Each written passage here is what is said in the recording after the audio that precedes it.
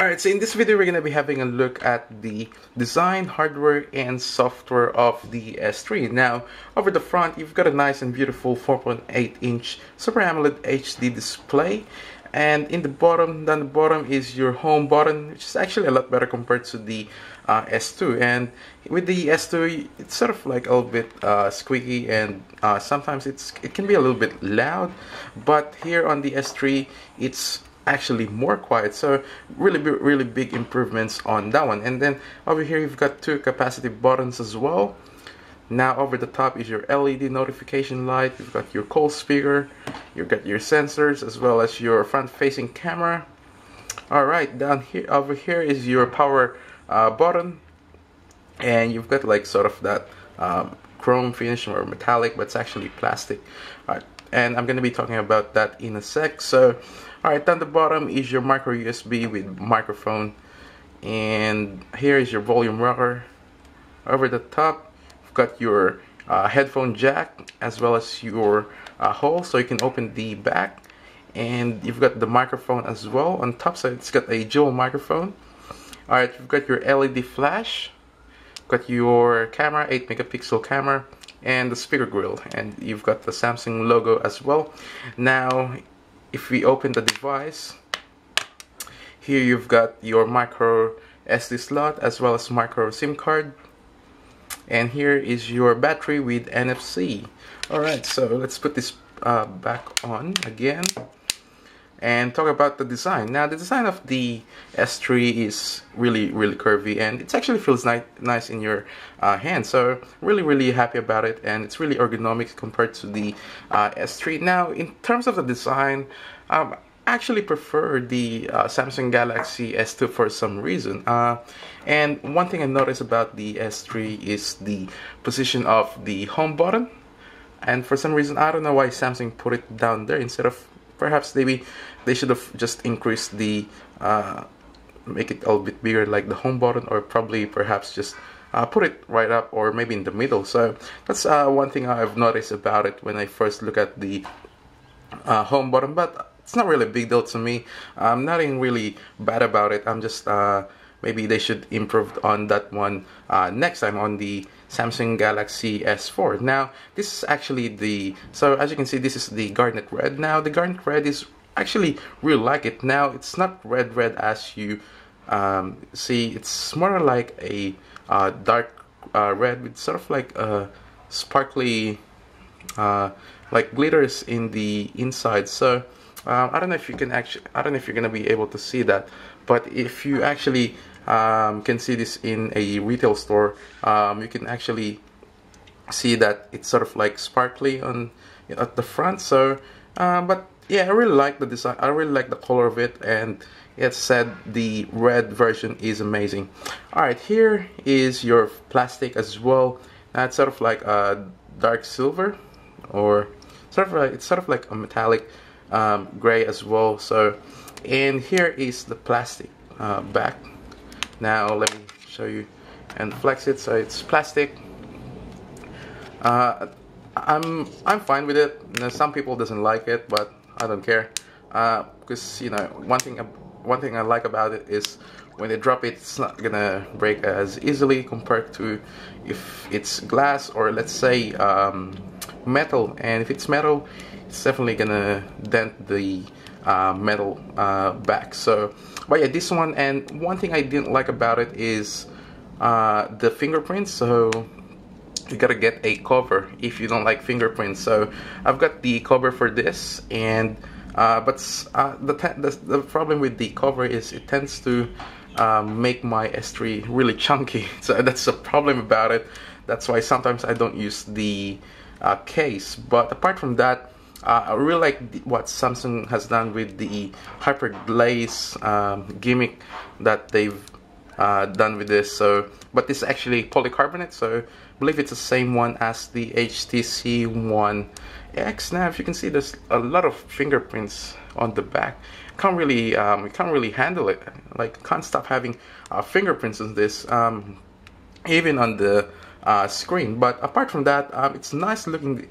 It's not too bad in terms of the design. The whole 4.8-inch screen makes it look like a beast.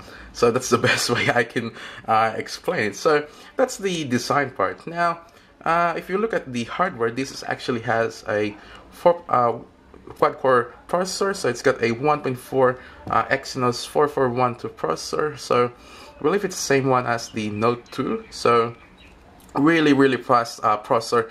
Multitasking on this is superb, and it's also got a 1 GB of RAM. So alright, there we go. Let me just close that. Alright, so the Samsung Galaxy S3 is running the latest TouchWiz as well, which is the TouchWiz UX, and they're also focused on the nature UI as well. So now if you go to if you have a look at the weather widget, it's a little bit different compared to the old TouchWiz. Now everything changes when you actually go to your application. So they've added that sort of ice cream sandwich feel, and at the same time you still have that TouchWiz because of all the icons. So if you go to the widgets, you got plenty of widgets there.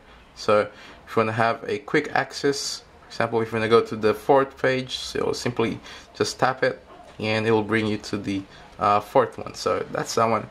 Now they've added some new features on the TouchWiz UX and as well as applications.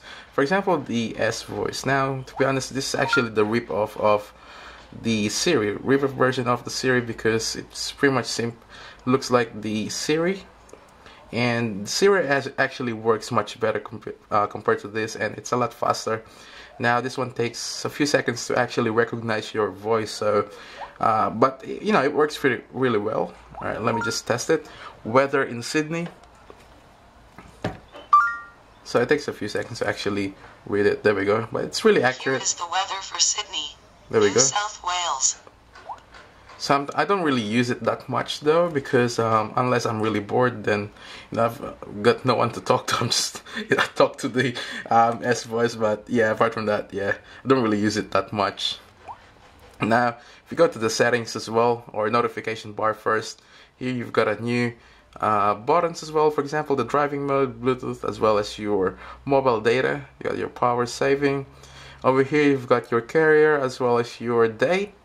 Got settings and brightness control, which is pretty cool. With the old one, you actually have to hold the top and then slide it from there. So here you've got your auto brightness as well, notification, which you can still swipe it from left to right if you want to delete it. Now if you go to the settings, it still looks pretty similar.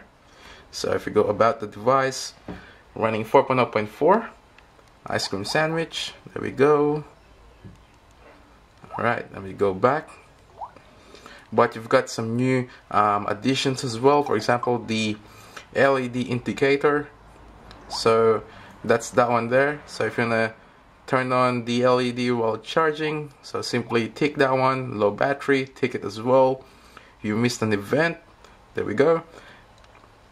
Now if it's actually charging, it goes red, and if it's low in battery, it blinks in red as well. But if you've got notification, the LED is actually color blue. So that's the one. That's that one. Now motion, I really like this feature. Like for example, the palm to swipe to capture. One of the main feature I liked about this is that screenshot. So all you do is to just swipe it, and you'll take the screenshot. And it's really a handy feature instead of, you know, pressing so many buttons just to take a screenshot. So really like that one. So there you go, you swipe it. Alright, and if you go to lock screen, you'll see that it's a little bit different as well. In fact, it's actually a lot different. Here you've got a weather widget now. You've got your time and your date. Now if you touch it, you get that ripple effect, and it's all because of the nature TouchWiz UX, nature UI from Samsung. And I really reckon that it's pretty much a gimmick, but you know, what can you do? Alright, so here you've got your news feed as well, which works really well. I really like that feature actually. And if you want to refresh, let me go back. Alright, there we go. Alright, there we go. Alright, so if you want to refresh it, simply tap the refresh button. and just slide that one down if you don't want to see it. And I can activate all these features on the settings. So now here you've got different icons as well that you can change on the settings. So if you want to get access to it, simply hold the icon and then just swipe it. So there we go, that'll take you to the phone. Alright, let me lock it again. There we go. And here you've got that microphone button. That is because you can actually unlock this, or with that wake up function. So simply just say wake up to the S3 and pretty much it'll unlock the device. So wake up. So there we go, it works really well. So really like that feature, although as I said it's also a gimmick, but it's really fun to use, you know. As there's so many new features on the TouchWiz UX that I just can't explain to or show all of it to you. So well, yeah, there we go, that's the part 1 of the video. So that is the hardware and design and software of the Samsung Galaxy S3. Make sure to tune in for the second part of the video, where we're going to be talking about the display, the call, camera, and the browser, and as well as the benchmark of the Samsung Galaxy S3. So there you have it, guys. Thank you all for watching. I'll see you all in the next one.